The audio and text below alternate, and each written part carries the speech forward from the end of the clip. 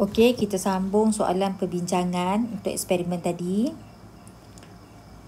Okey, berdasarkan pemerhatian yang direkodkan, plotkan graf bilangan gelembung udara yang terhasil melawan jarak di antara sumber cahaya dan hydrilla spesies. Bilangan gelembung udara yang terhasil melawan suhu. Dia nak kita plotkan graf kan? Kalau plotkan graf, awak refer sajalah buku teks. Buat lakaran sajalah. Jadi awak lukislah graf di muka surat 46. Surat 46. Graf 2.20, 2.21 dan 2.22. Ini adalah untuk jawapan nombor 1. Okey. Buat lakaran macam dalam buku teks tu. Okey, nombor 2. Berdasarkan graf yang dilukis, nyatakan inferen. Inferen tu sebab yang dapat dibuat mengenai kesan keamatan cahaya terhadap kadar fotosintesis. Kenapa bila keamatan cahaya ditambah, kadar fotosintesis tambah? Jawapannya setakat yang kita dah belajar ni, bila keamatan cahaya bertambah, stoma terbuka luas. Betul tak? Bila stoma terbuka luas, gas karbon dioksida dapat masuk dengan lebih banyak. Okey, settle. Kesan suhu terhadap kadar fotosintesis. Kesan suhu, bila suhu meningkat, kadar tindak balas, bila suhu semakin meningkat, enzim akan menjadi semakin aktif. Bila enzim semakin aktif, kadar tindak balas pun meningkat. Tetapi selepas suhu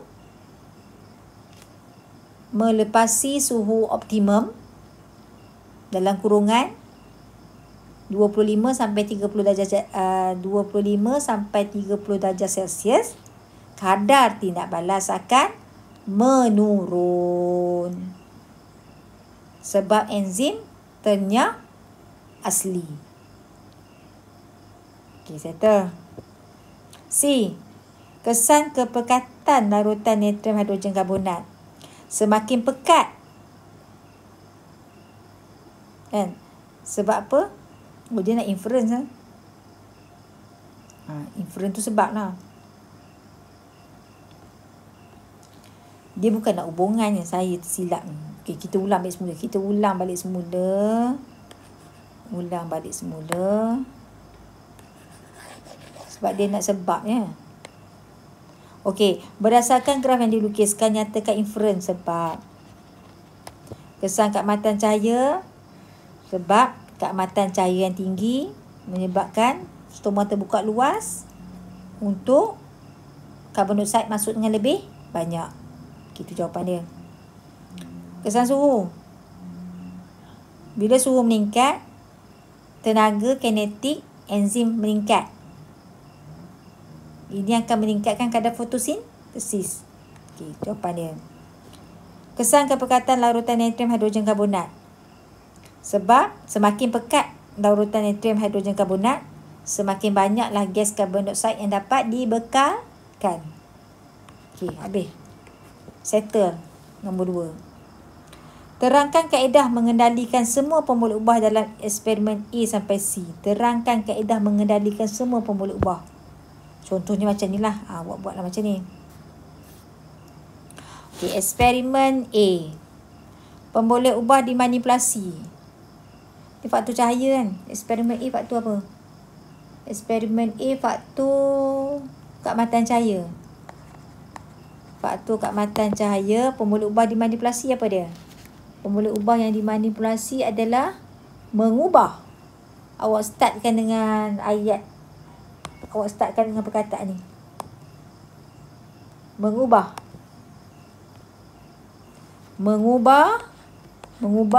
apa? Mengubah jarak. Ambillah pemboleh ubah dimanipulasi. Mengubah jarak. Ambil pemboleh ubah dimanipulasi. Pemboleh ubah manipulasi. Sambung je ayat tu. Mengubah jarak di antara sumber cahaya dengan hidrogen spesies. Pembuluh ubah bergerak balas. Apa dia? Mengira. Tambah perkataan mengira. Mengira apa? Mengira bilangan gelembung udara. Pembuluh ubah dimalarkan. Kena mulakan dengan perkataan menetapkan. Menetapkan kepekatan larutan natrium. Natrium apa tadi? Lupa dah. Natrium hidrogen karbonat. Ataupun menetapkan suhu pada 30 darjah Celsius. Macam itulah. Lepas tu buat pula untuk eksperimen B. Eksperimen B apa? Faktor apa? Suhu kan? Suhu. Samalah. Pemboleh ubah dimanipulasi. Mengubah apa pula? Mengubah apa? Mengubah apa yang kita ubah? Mengubah suhu. Awak tengok langkah nombor 6. Mengubah suhu air. Iaitu 15, 25, 35, 45, 55, 65 dan 75. Pembuluh ubah bergerak balas sama. Sama macam tadi. Sama. Pembuluh ubah dimalarkan. Menetapkan. Menetapkan apa? Kalau kita ubah suhu, menetapkan keamatan cahaya yang sama. Menetapkan kepekatan gas, menetapkan kepekatan larutan hidrogen karbonat. Lepas tu buat lagi. Faktor apa pula? Eksperimen ketiga. Faktor kepekatan karbon oksida kan. Apa sama jugalah. Macam tadi juga. Pemboleh ubah dimanipulasi. Manipulasi. Apa dia? Mengubah. Ubah apa? Mengubah, tengok langkah nombor. Tengok langkah nombor berapa. Tengok langkah nombor 6. Mengubah kepekatan larutan natrium hidrogen karbonat. Bergerak balas. Mengubah bergerak balas. Sama untuk tiga-tiga. Pemboleh ubah dimalarkan. Okey. Kalau awak dah ubah kepekatan karbon dioksida, apa yang awak malarkan? Awak boleh malarkan suhu sepanjang eksperimen. Menetapkan. Kena tulis sini. Maksudnya kena sentiasa gunakan perkataan ni lah. Mengubah, mengira, menetapkan. Ini adalah cara mengendalikan pemboleh ubah. Okey, settle.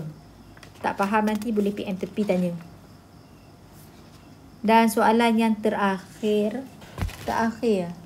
Mengapakah larutan natrium hidrogen karbonat digunakan dan bukannya air suling? Sebab apa? Sebab apa kita duk guna larutan natrium hidrogen karbonat? Sebab larutan ini mengandungi